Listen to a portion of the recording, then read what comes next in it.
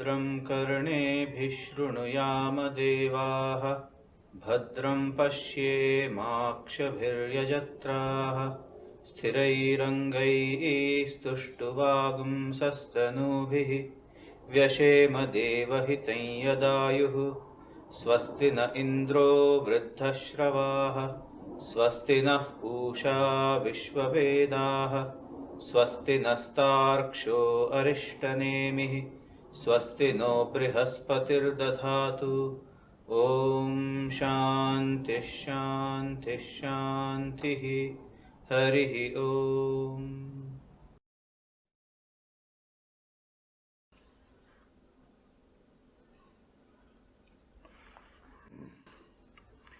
Dear friends, we have come a long way studying the Mundaka Upanishad, and we have completed 41 verses, 41 shlokas out of nearly 72. We have come a long way because how did it all start? A man of great enlightenment, a man of great achievement, of a very good standing in the society, for all practical purposes, a successful man known as Shaunaka went to Maharishi Angirasa asking him a very simple question. Oh dear Lord, is there anything experiencing which nothing remains to be known? Kasminnu bhagavo vigyate sarvamidam vigyatam bhavatiti. He did not use the word gyate, he used the word vigyate. Vijnana means experiencing. Jnana means perceptual knowledge achieved by perceptual observation.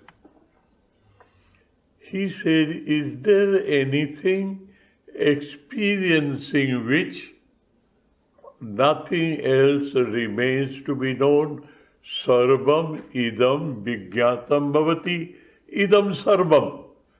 All that you can ever think of in this world, everything becomes known to you. That is how the Upanishad started. And the Rishi makes it abundantly clear that this Upanishad, the Shabdarashi, the whole gamut, basket full of words known as Upanishad, Shabdarashi, the words known as Upanishads, they emanate a particular idea. And that idea has emanated from God Himself.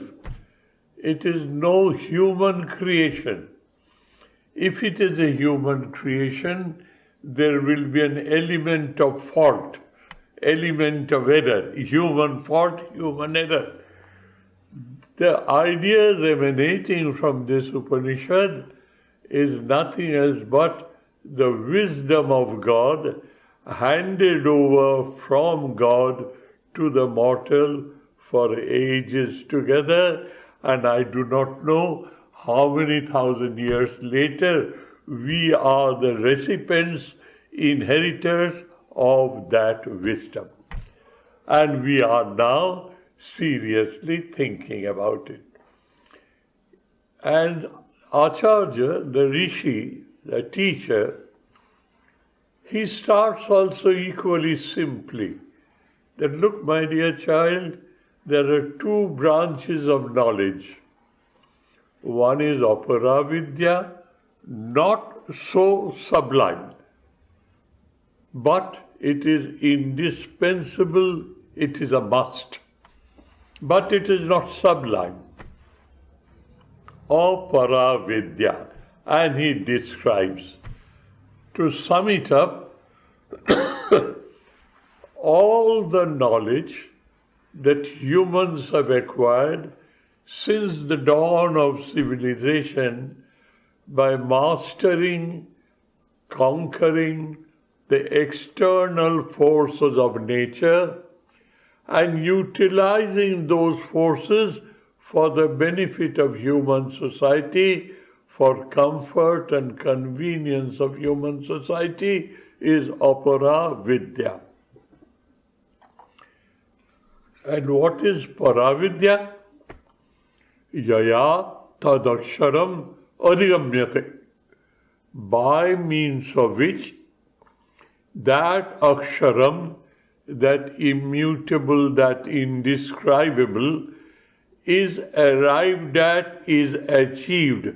Adhipurvak gamadhatu, that means adhi is a prefix, gamadhatu is the verb. Adhigamyate means abhinnataya prapyate. Gamdhatu is to go, to reach. Adhigamyate means by means of which we can reach in the process of evolution, of being and becoming that immutable self. That is how he started. And he was so methodical, he explained to us what is Apara Vidya.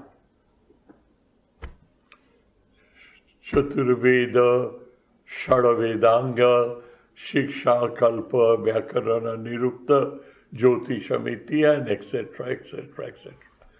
And he also explained the world. They have all emanated from that Akshara Brahma, which is reachable, achievable, attainable, experienceable, but not describable by words. You can give suggestive words, but you can't describe it. Sri Ramakrishna used to say, Brahma kakuna uchishta honna. Brahma cannot be totally uttered by mouth. Jhuta nahi hota. Brahma kakuna eto honna. These are the Bengali words. What does it mean? It cannot be described by mouth. It remains in itself. It is experienceable, not describable. And then slowly and slowly, he explains the subject matter of Aparavidya, Kriya, Karma, Yaga, Yajna, Brata, Upacharana, and all that. And then he finally points out, why remember that shloka, Pariksha lokan karma chitana brahmano, nirvedamayat nasti akrita kritena, tat vijnanartham sa gurumeva abhigachet, shramitpanim shrotriyam brahmanishtam. What does he say? A person who is analytical by nature, he looks at the subject matter known as Apara Vidya, where you can earn wealth, name and fame and all that. You can go to heaven and enjoy eternal peace in paradise. But as it is created by your own efforts, in point of time, that effort will disintegrate in point of time, and therefore it is not eternal. Whatever is created in point of time will disappear in point of time. So however long it may be, it is perishable, it has an end. So a man thinks, I am putting so much of hard work to achieve these, and I know these are not permanent. They are temporary, they are ephemeral, they are changeful, they destroy themselves in point of time. So what am I doing? I am investing my life's energy and my lifespan, time, and I'm getting something which is not permanent. I don't want to do. tat vijnanartham, what? Kasminnu vijnate sarvamidam vijnatam bhavatiti, by knowing which everything becomes known. And that knowing is of a different character. It is not perceptual knowledge, it is intuitional experience. To know how to reach that goal, Sa, that desirous soul Shaunaka, Gurum eva abhigachet. He goes to a Guru eve binyoge. That means there is no alternate. You must reach a person who knows every inch of the way. He has walked that walk and he has reached that goal. Samit panim srotriyam brahmanishtam gurum abhigachet. Samit panim means with an offering in hand. And what best offer he could have, because he was a poor student. So, little dry twigs, dry branches, little dry things, which will keep the house fire burning. Samit is fuel. With a handful of fuel, he goes. What does it mean? Carrying that offering to the Guru, who will teach you, is an expression of your humility, your modesty, and your desire to be submissive to his teachings. This is how the injunction on a student is explained. Guru has also a duty to perform.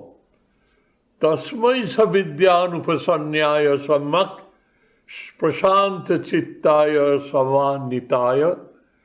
When the Guru sees such a worthy student has come to me, so it is his bounden duty. Tam tattato provacha brahma vidyam. He cannot escape. As the student is told, this is the discipline with which you will arrive, the teacher is told, this is the discipline which you must act. What is that? Tattato brahma vidyam tam pravacha prakrishta rupena uvacha. Tam tattato pravacha brahma vidyam. As it is. Now, what does it mean as it is? That is, I know I am. I know I exist. But I do not know who am I. And as because I do not know who am I, that void of not knowing is filled up by knowing something which I am not. Tattato pravacha means the Guru has to totally correctly, without any fail, must explain to the student what is his or her true original nature, which he or her or I and you are aware of our own existence. I am, I exist. Who that I is, who that am is Guru's responsibility to teach thoroughly, properly, correctly. That is how he starts. Then we have got a distinction of a urnanabhi, a spider, and so on and so forth. Now we have come to a stage where the philosophical aspect is covered. What remains to cover is what should a student do by way of performance, how he should do it, and he should know what to expect, what will happen to him. No woolly-headed hallucination ideas. It is a concrete, tangible experience which comes out of the effort that I put in. And what is that?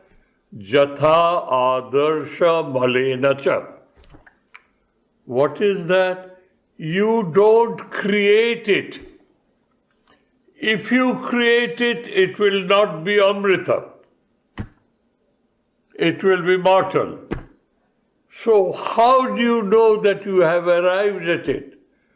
He gives you signs and symptoms of that arrival.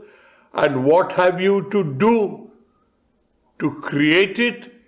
Your performance is to clean up the mirror, which is dirty. Mirror has in itself the capacity known as reflectivity. It reflects.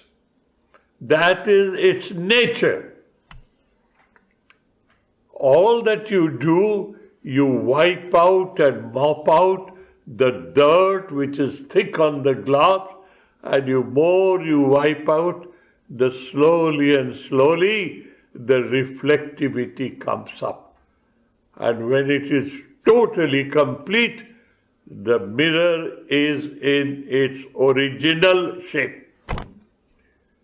Sadhana is to clear the dirt out of your understanding. Because of that understanding, you have identified yourself with what you are not. You have to re-educate ourselves to correct the basic mistake and error of judgment.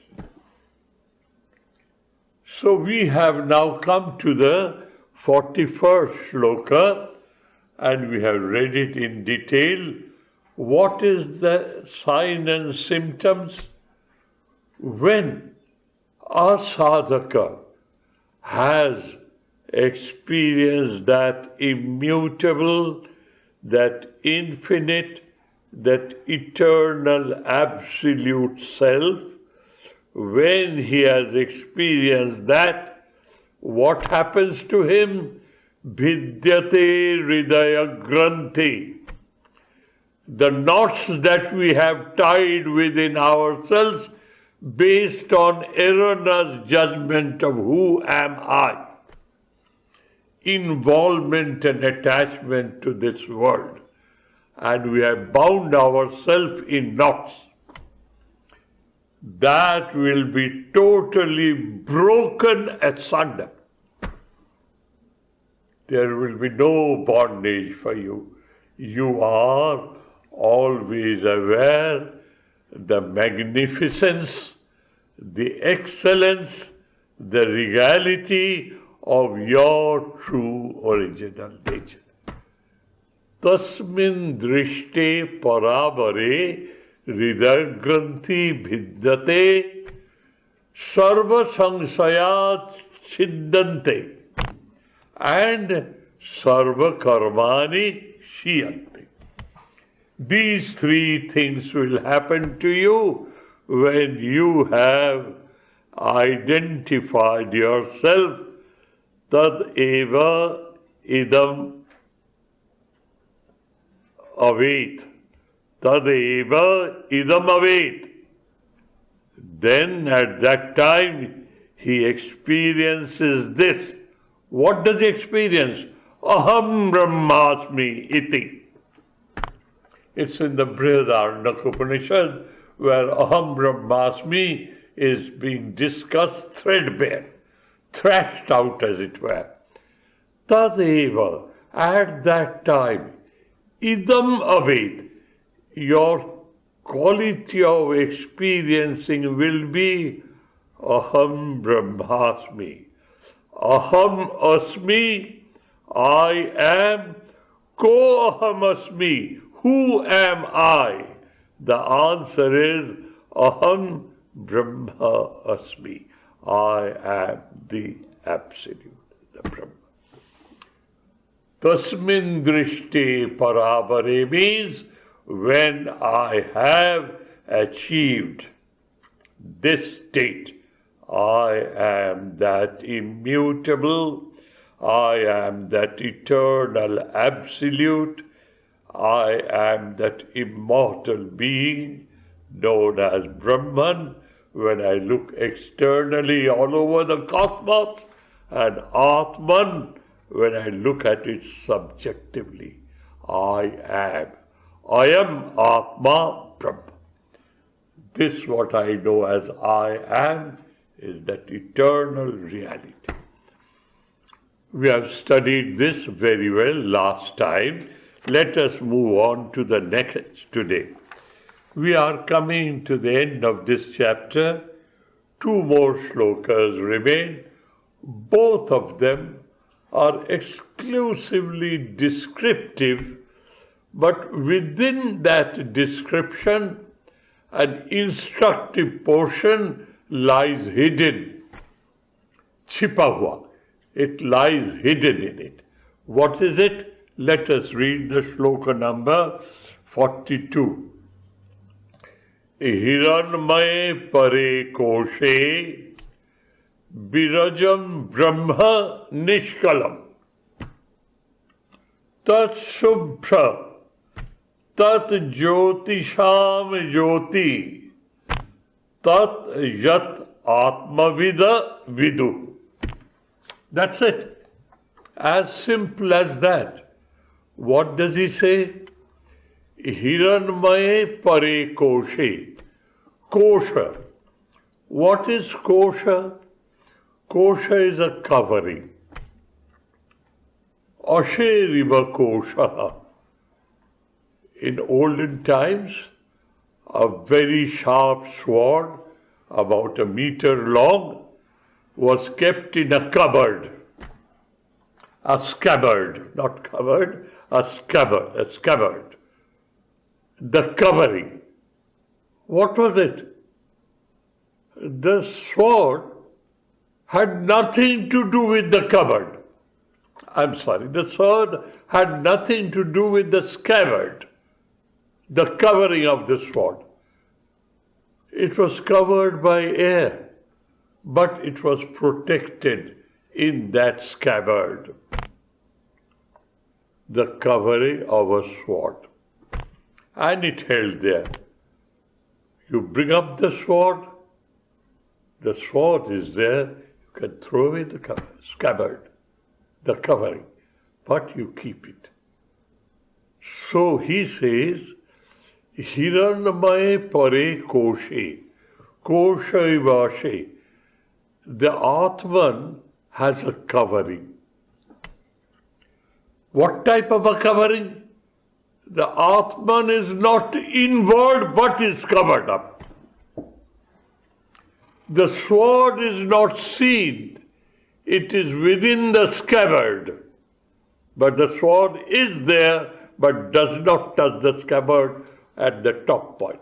It touches at the top and the rest is in air. The Atman of yours, within yourself, where to find it? How to find it? This is the answer. Where to find it, how to find it. Hiranmaye pare koshe, birajam brahma nishkalam. Birajam Brahma, Nishkalam Brahma. These are the 2 adjectives.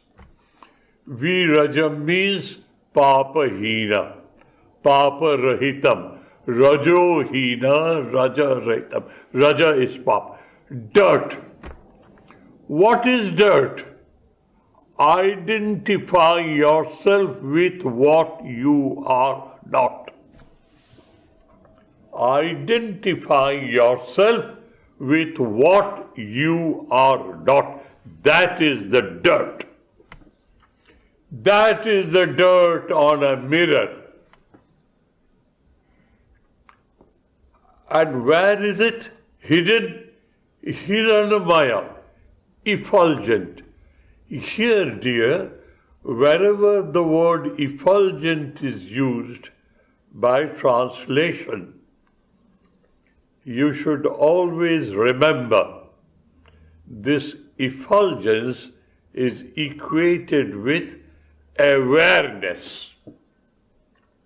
Otherwise, you will be nowhere. Now let us see. I am effulgent. Now what does it mean? I am aware. That's a fact of life. I am aware. We are always aware.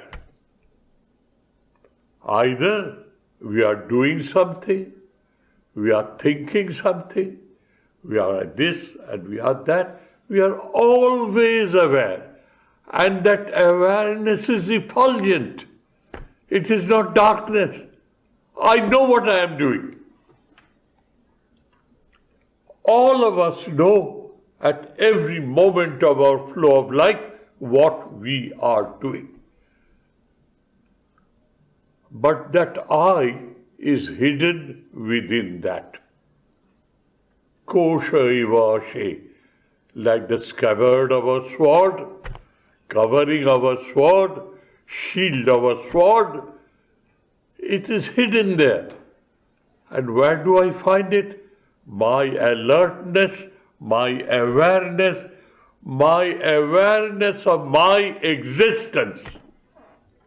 And it is effulgent. I always know I am. Effulgence is light where darkness is removed and you see. So effulgence and awareness is an English word. This is an English word, but the word exists, Jyotisham, Jyoti. Effulgence behind the effulgence. The lamp is burning. It is effulgent. It is fire. It is effulgent. Till I know it is there and it is burning, I do not know the effulgence of the lamp. I am effulgent. That is why I can light up that effulgence and say, I know the fire in lamp is burning. As long as I do not know, it is nothing to me. My knowing as if lighted up that fire. I am the root cause of knowing because I am awareness in itself. Jyotisham, Jyoti. I am the effulgence behind the material effulgence. So he says here, Hiranmaya pare koshe, it is a casing in which I reside. Who am I? Nirajam, Nishkalam, Brahma. And what is that case in which I reside? Hiranmaya. It is effulgent. I know, I understand, I am aware, I know what. Hiranmaya, as effulgent as gold. Golden effulgence. What does it mean? Deep in the core of your heart, He resides there. And because of Him, all this is effulgent. I am aware. Effulgence, awareness, Jyotisham, Jyoti. Jyoti is effulgence, light. I am. Hiranmaya pare koshe virajam nishkalam brahma. Virajam Nishkalam Brahma Hiranmaye Koshe Ashe Riva Koshe is external. Tat Shubhra. It is absolutely untainted. In worldly word manner, white is a symbol of purity. What is purity? Unattached, untainted, unpolluted, pure. Virajam Brahma Nishkalam, which is Shubhra, pure. Jyotisham Jyoti. It is the source of awareness of effulgence even.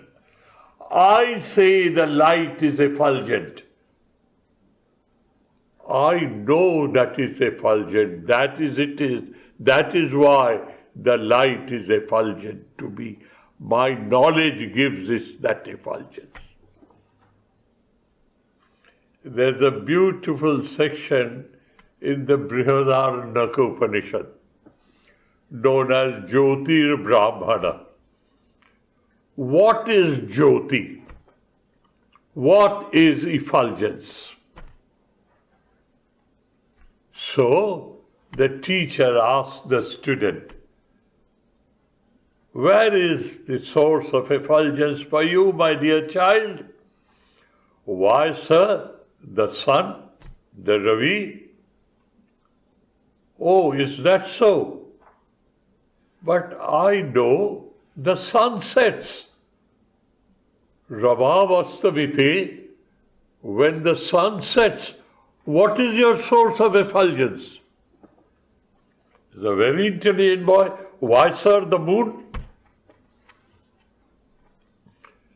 And when it is a dark moon night, first dark night of the moon is not there. What is your source of effulgence? See how teacher teaches. The child, the student, why, sir? The stars. When the cloud covers up the stars, what happens? Sir, we light a fire. Good enough. When the fire is quenched, watered, and it is turned off, what is your source of effulgence? The boy wouldn't stop. He says, why, sir? The fireflies. In a cave there are millions of fireflies and it is as bright as daylight. We have fireflies. And he says, when there are no fireflies, what is your effulgence, my child? The child would not know. You are the effulgence. You are Jyotisham Jyoti. Tameva bhantam anubhati sarvam. The next shloka is an abbreviation of Jyotir Brahmana of Sridharananda Upanishad. So, dear, in this shloka again, it is descriptive at the same time. For a sadhaka, it is instructive. What is the instruction? You see that element, that object, that eternal subject known as I am. It is Sat-Sarup, existence absolute, Chit-Sarup, awareness absolute, and Ananda, ecstatic divine bliss. That is what my true original nature is. Jyotisham Jyoti. Tat, that, yat, which. That which Atma Vida Vidu. Knower of the self experiences it.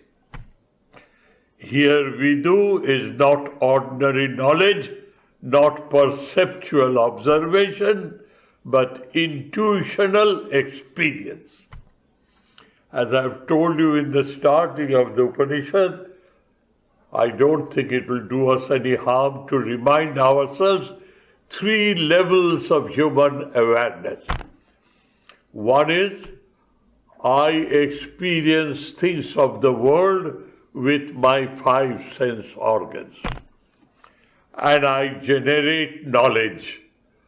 I know by seeing, I know by hearing, I know by smelling, I know by touching, I know by tasting.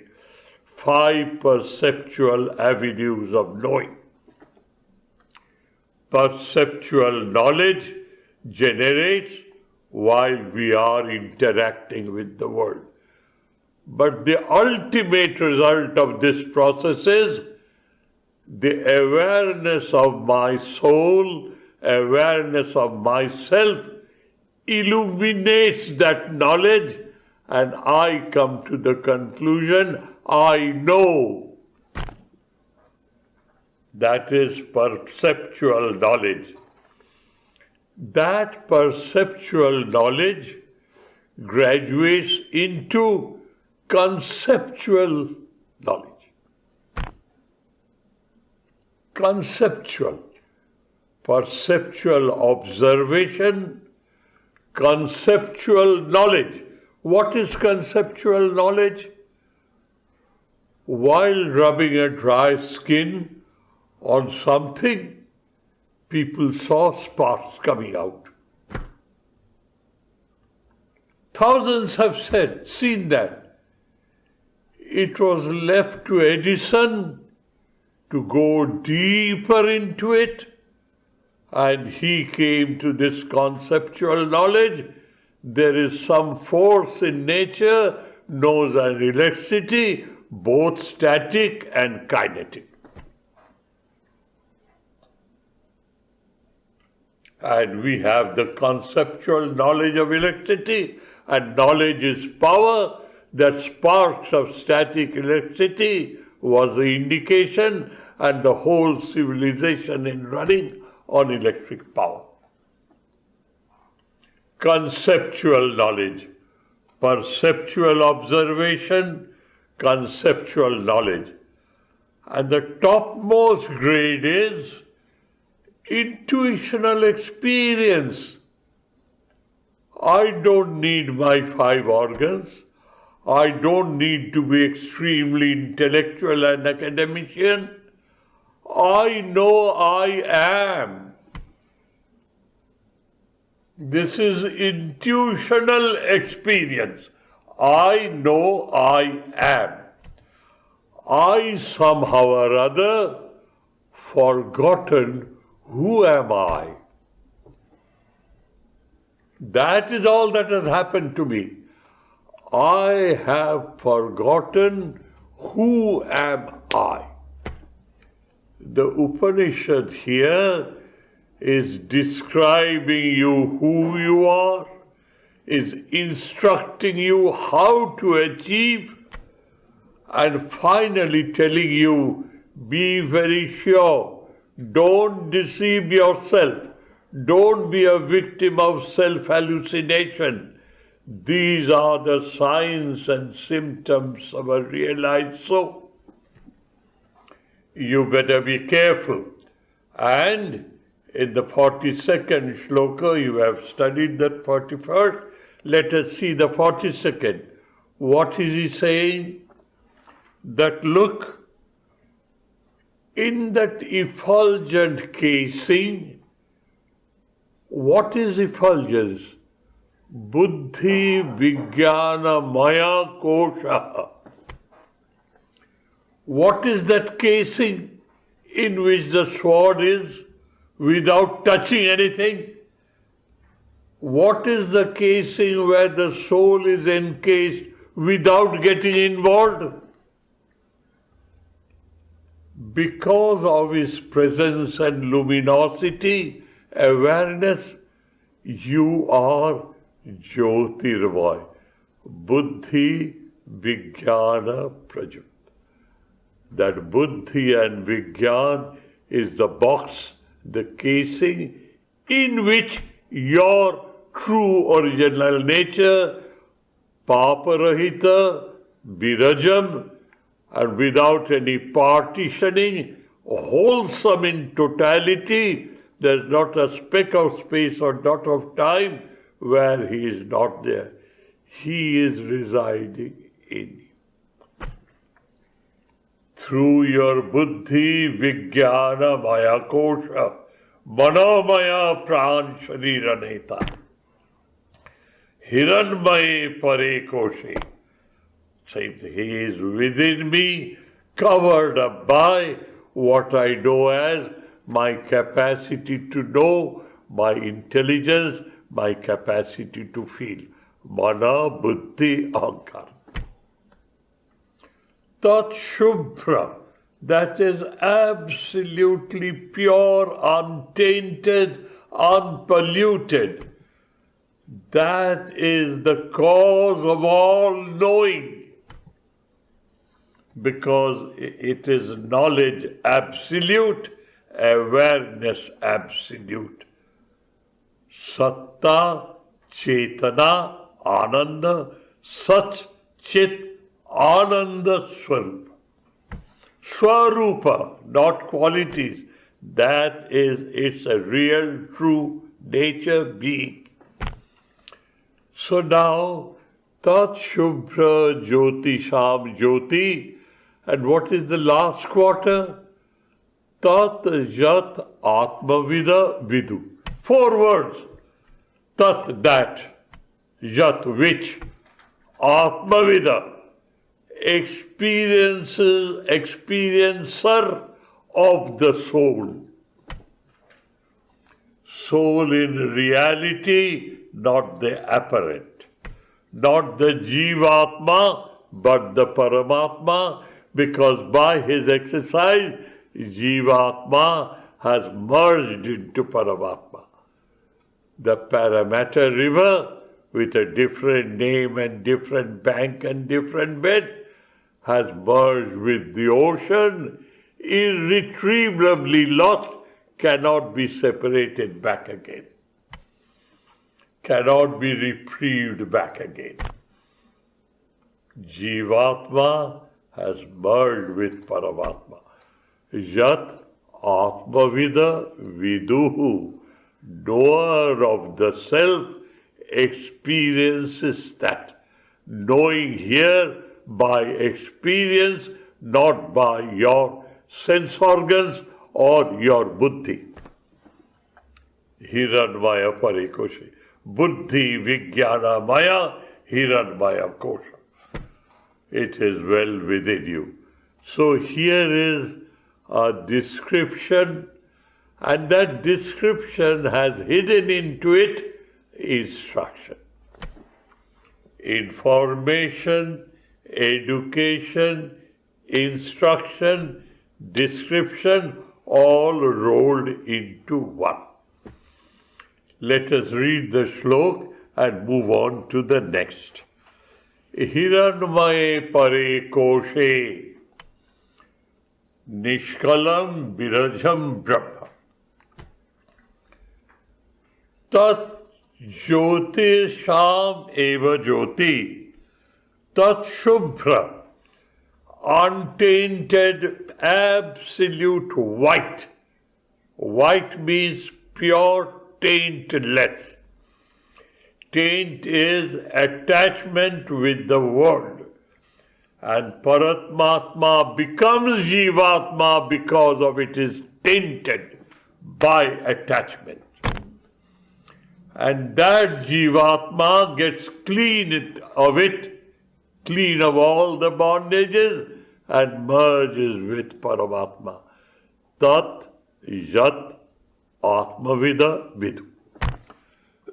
That which the knower of the self, don't use the word knower, experience of the self, experiences the Brahman as Virajam, as Nishkalam, as Shubhram, as Jyotisham Jyoti, as Hiranmaya Pare Koshe Nihitam. It is there to be found. That is its location for me to find. Why? Why he's telling you this location?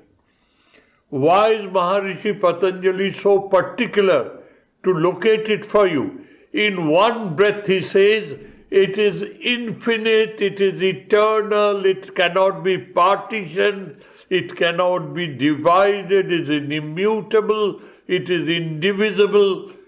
He has used all these words. But at the same time he says, he is to be found in the depth of your being, core of your heart, encased in a casing which is Viddhi Vijnanamaya, Pranamaya, Manamaya, Kosha. It is within you. Why? If you can experience that within you, that experience will tell you what you are. This is the secret of these two shlokas. And now let us move to the third. We are covering up today rather quickly because I mean to complete this chapter today. The last shloka has nothing much to say. It is a conclusion. Then the 11th shloka, shloka number 43. Na tatra surjo bhati na chandra tarakaha nema vidyuto bhanti kutoyam agnihi tameva bhantam anubhati sarvam tasya bhasha sarvamidam vibhati tasya bhasa sarvamidam vibhati. This is what I said is a summation of the Jyotir Brahmana of the Sridharananda Upanishad. It's a great and detailed, I would say, discussion. Let us read. All the 4 parts of our study is included. Information, education, instruction, description. What does he say? Let us read it first. Na tatra surjo bhati. It is such an area of experiencing where nothing is there. Tatra surja na bhati. At that level of awareness, don't go into space. Don't go into time. Go into space. Don't go into awareness, consciousness, Chetana of Satchidananda Swarupata. Please concentrate on that. He says, Tatra Surya Nabhati. We all know, because of the sun's effulgence during daytime, everything is visible. If it is a corner, with a mirror we can reflect the light to that corner, illuminate that dark corner. We have that ingenuity. At that level of awareness, where you have identified yourself with your true original nature, in that level of awareness, Surya's effulgence means nothing to you. Effulgence of the sun means everything to you in material world. In that meditative state, when you are one with your true original nature, you don't need the sun to make you aware of your nature. It is self-awareness, self-evident, Sa samvedya chaitanya. Self-evident awareness. I am aware, I am. By the time I have got rid of all dirt, all ideas of a compartmentation in space and piecing them in time, everything has gone. I am aware, I am. There, the sun's effulgence means nothing to me. Na chandra taraka. They don't shine there. Nema vidyuto bhanti. The lightning doesn't brighten up my awareness. My awareness is independent of material effulgence. It is the awareness of the spirit. That awareness is equated with material effulgence. That is why we have to use these words. In Sanskrit language, they say jyoti, effulgence. But effulgence is in material world, and effulgence is awareness in spiritual life. Na tatra suryo bhati. When I am aware of my true original nature and I am experiencing it, tat yat atma vida vidu.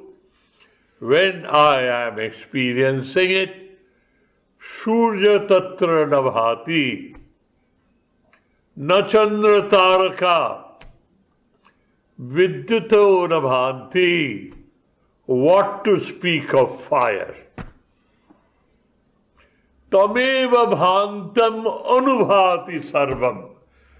Because my awareness enlightens everything. I know. Where is that knowing come from? Because of Satchit Ananda Sarupata of my true original nature. So, dears, to clear up our thinking so that we don't mess up, here is a stage when we don't use the word Brahma, we don't use the word Atman. Let us use the word I am, my awareness. I am aware, I am. The awareness is my true original nature. Because of that awareness, I am aware of everything of the world. If that awareness of me was not there, I wouldn't have experienced anything. Tameva bhantam anubhati sarvam. They shine on a borrowed shine. Where are they borrowing from? My true original nature, the essence of the cosmos, is Sat Sarup, Chit Sarup, Ananda Sarup Atma. Here, friends, concentrate on the definition of Atman as Sat Sarup, Chit Sarup, Ananda Sarup Atma. The whole cosmos shines to me. Its existence is subject to my awareness. Shushupte pralaya darshanat. Oh dear me, what a way to argue.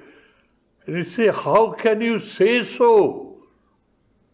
That the awareness of the whole world depends on my awareness, otherwise it doesn't exist. How can you say so? It is absolute madness to say so. Oh, is it so?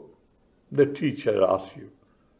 What happens to you, my child, when you are deep asleep of a whole hard day's work, you are so tired, you are deep asleep like a log, and you do not dream about anything.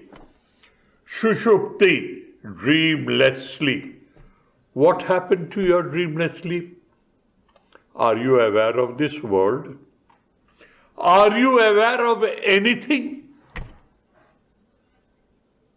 Yes, you are aware of something.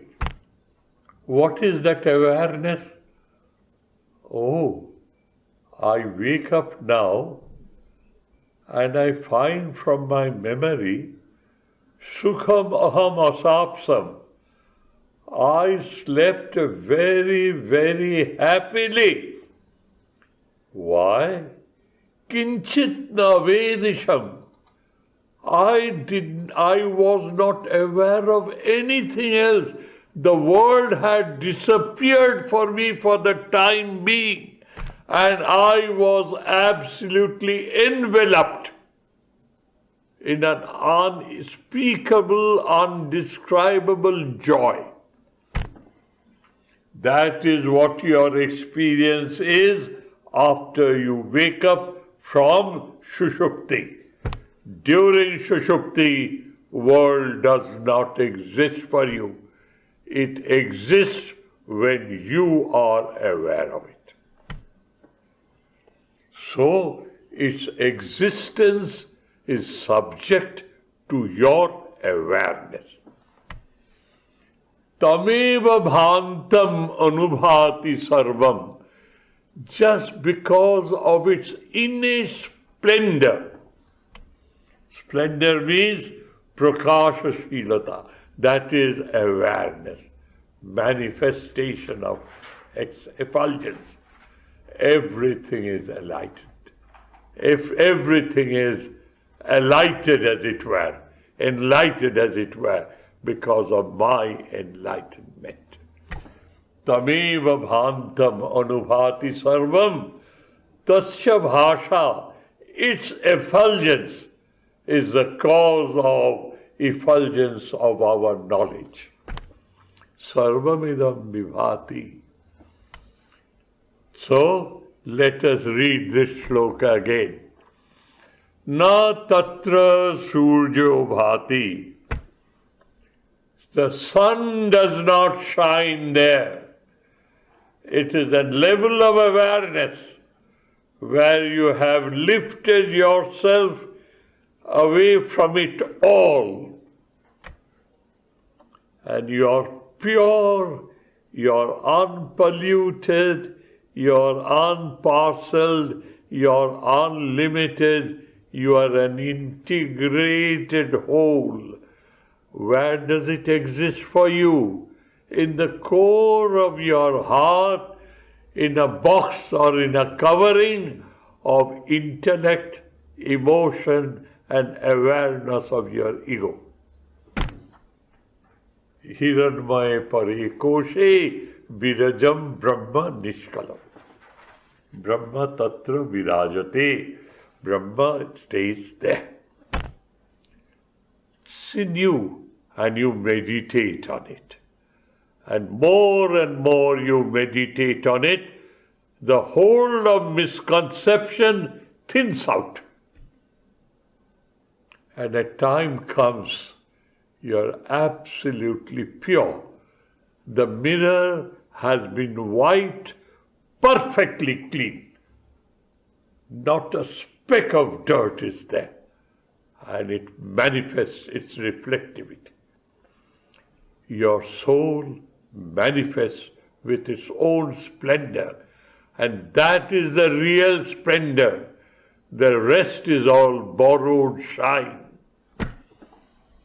It is all borrowed shine because your awareness gives it the awareness that I see in it.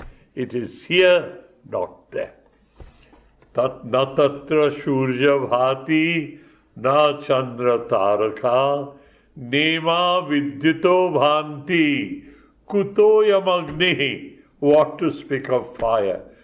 Tameva bhantam anubhati sarvam. Tasya bhasha sarvamidam vibhati. As because it shines, awareness is its own true original nature. That awareness has lent awareness a borrowed awareness. A borrowed shine is their shine. Original shine is your soul. Tasya bhasha sarvamidam vibhati. Its splendor is the cause of splendor seen everywhere. That is how he tries to explain to you information, education,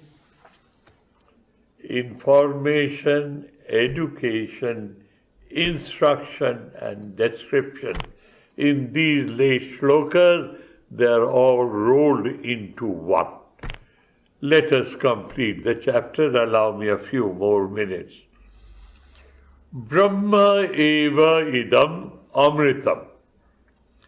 Purastat Brahma, Paschat Brahma, Dakshinata cha uttarena cha, Adasya urdham prashitam Brahma eva idam Vishwamidam varishtam. The last shloka of the second chapter of the second Mundaka, 44th in consecutive count, 12 according to the chapter. What is he saying here? He is saying here, Brahma eva idam amritam. Brahma eva, eve vinyoge. There is no two opinion about it.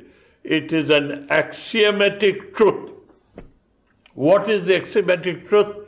Brahma idam vishwam.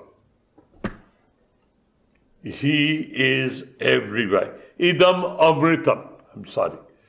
Brahma eva idam amritam. Immortal. Purastad Brahma. Go to infinity in your front. The only thing that you get unchanging is Brahman.